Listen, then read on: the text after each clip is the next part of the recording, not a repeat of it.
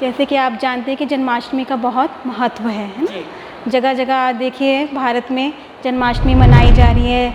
उनकी जीवन की कहानी को लेकर झांकियाँ निकाली जाती हैं, जगह जगह दिखाया जाता है कि श्री कृष्ण ने बचपन में कैसे असुरों का संहार किया, कैसे वो पैदा हुए। तो यहाँ पर भी बहुत धूमधाम से इस त्यौहार को मनाया जाता है। सबसे पहले यहाँ पे एक छोटा सा शो होता है, मूवी दिखाई जाती है कि श्री कृष्ण कैसे धरती पे आए, उनका महत्व क्या है, वो एक वीडियो के थ्रू यहाँ पे भाई बहनों को दिखाया जाता है। तो यहाँ पर एक रंगारंग कार्यक्रम भी रखा जाता है जिसमें छोटे छोटे बच्चे जो हैं वो राधा कृष्ण की ड्रेस में आते हैं ना, जैसे लौकिक में भी होता है ना, बच्चे जाते हैं। तो यहाँ पे भी एक रखा जाता है उनका प्रोग्राम। वो आते हैं यहाँ पर, यहाँ पे रास करते हैं और यहाँ पे शोज़ भी ऐसे दिखाए जाते हैं, वैसे डांस रखे जाते हैं या वैसे कार्यक्रम रखा जाता है जो हमें परमात्मा के साथ जोड़े और ये बताए कि उनका जीवन में महत्व क्यों है ना। जैसे छोटे छोटे शोज़ रखते हैं तो हम नंद के आनंद भयो जय कन्हैया लाल की, हाथी घोड़ा पाल की जय कन्हैया लाल की। श्री कृष्ण जन्माष्टमी की सबको बहुत बहुत बधाइयाँ। और आज है श्री कृष्ण जन्माष्टमी जो कि बहुत ही उत्साह बड़े ही खुशी से मनाई जाती है। और हम मौजूद हैं प्रजापिता ईश्वरीय विश्वविद्यालय, ब्रह्मा कुमारी विश्वविद्यालय में, जहाँ पर ये त्यौहार बड़े ही धूमधाम से मनाया जा रहा है। और हमारे साथ मौजूद है ब्रह्मा कुमारी गीतिका दीदी जी। दीदी जी बहुत बहुत स्वागत आपका और आपको जन्माष्टमी की बहुत बहुत बधाइयाँ। आपको भी ब्रह्मा कुमारी की तरफ से जन्माष्टमी की बहुत बहुत बधाइयाँ।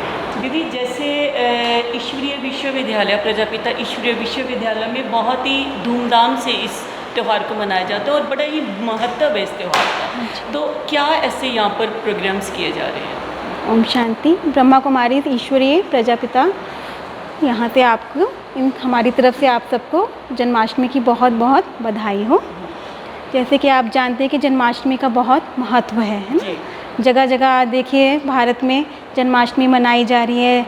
उनकी जीवन की कहानी को लेकर झांकियाँ निकाली जाती हैं, जगह जगह दिखाया जाता है कि श्री कृष्ण ने बचपन में कैसे असुरों का संहार किया, कैसे वो पैदा हुए।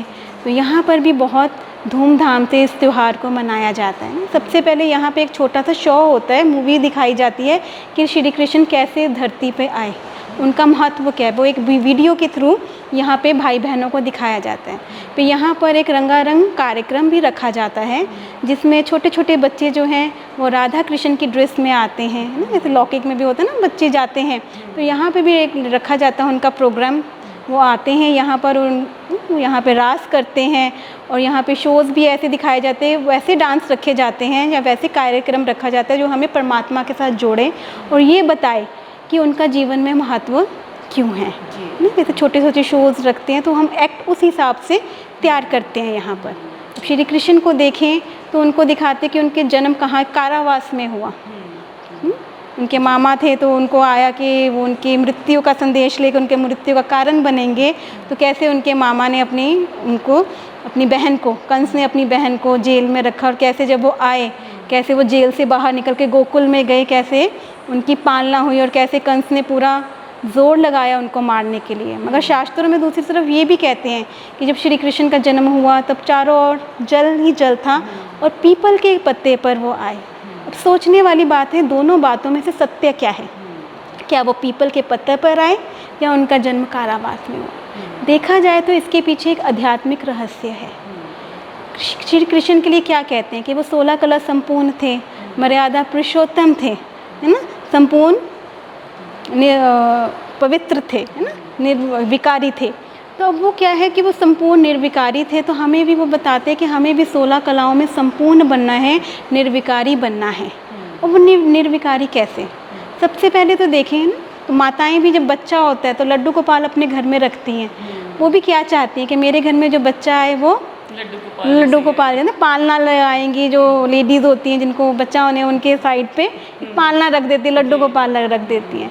तो सबसे पहले देखिए छोटे से बच्चे के सिर पे क्या दिखाते हैं? मोर मुकुट दिखाते हैं। अब जो मोर है वो हमारा राष्ट्रीय पंछी भी है, तो वो पवित्रता का प्रतीक है कि पवित्रता हमें जीवन में धारण करनी है। पवित्रता हमें सिर्फ तन की ही नहीं, यह मन की भी करनी है। मन से अपने संकल्पों को पवित्र करना है। फिर उनको दिखाते हैं कि उनका जो तिलक है वो एक मैग्नेट, यू शेप होता है मैग्नेट की उसमें, तो दिखाते हैं कि वो मनमोहन, उनको मनमोहन भी बोला जाता है ना, उनका एक नाम मनमोहिनी सूरत, है ना। तो वो मनमोहिनी सूरत कैसे हमें बनना है, मेकअप करके नहीं, आजकल तो दुनिया ना मेकअप कर लेती है, वैसे नहीं, हमें अपने गुणों द्वारा, अपने चलन द्वारा, हमारे चरित्र, जैसे उनके चरित्र दिखाते बचपन में कैसे उन्होंने असुरों का संहार किया, तो हमारा चरित्र ऐसा हो जो हम दूसरों को मोहने वाले हों।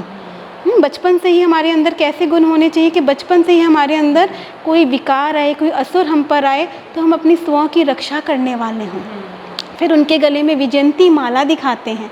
वो विजयंती माला क्या, कि जब हम परमात्मा के सिमरन करते हैं, उसकी याद में रहते हैं, है ना, अपने विचारों को शुद्ध रखते हैं, है ना, अपने आप को परमात्मा से जोड़ कर रखते हैं, तो क्या है, हम विजय होते हैं। वो विजयंती, दुनिया में तो क्या है, विजयंती माला लेंगे और श्री कृष्ण का नाम जपते हैं। तो और क्या दिखाते हैं, उनको मुरली दिखाते हैं, कि कहते हैं ना श्री कृष्ण जब मुरली बजाते तो सब गोप गोपियाँ, है ना, अपनी काम को छोड़कर सुधबुझ घोर रास करने चली जाते थे, हर कोई अपना काम भूल जाता था। तो वो मुरली क्या है, वो कोई कांठ की मुरली नहीं थी, वो परमात्मा ने जो सच्चा सच्चा ज्ञान सुनाया उस मुरली की बात थी। हमारे यहाँ रोज़ 1 घंटे की क्लास होती है जिसको हम कहते हैं मुरली क्लास।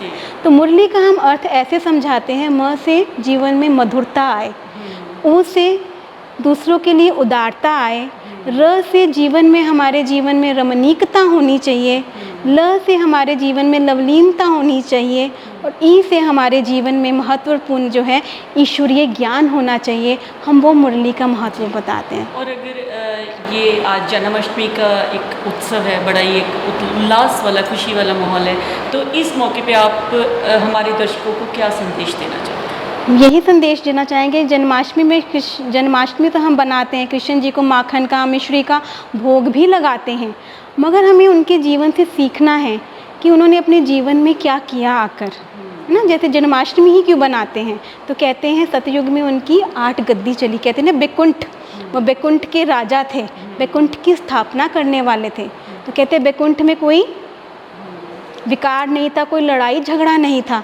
तो हमें उनके जीवन से यही सीखना है कि कोई भी आसुरी विकृति हमारे जीवन में आती है तो कैसे हमें उसका सामना करना है। जैसे उनके लिए कह दिया गया कि उन्होंने महाभारत करवाई, नहीं, उससे पहले भी उन्होंने किसकी पूजा की ना, शिव भगवान की पूजा की।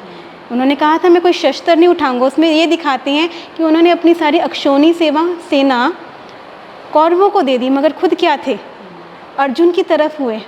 उनके दिखाते हैं ना, अर्जुन के पास 5 घोड़े थे उसके रथ पे, वो 5 कर्म इंद्रियाँ की क्या थी, वो 5 घोड़े हमारी 5 कर्म इंद्रियों का प्रतीक है कि जब अर्जुन ने अपना रथ परमात्मा को दिया तो श्री कृष्ण उसके रथ को जहाँ रह जाते थे उसकी विजय हुई।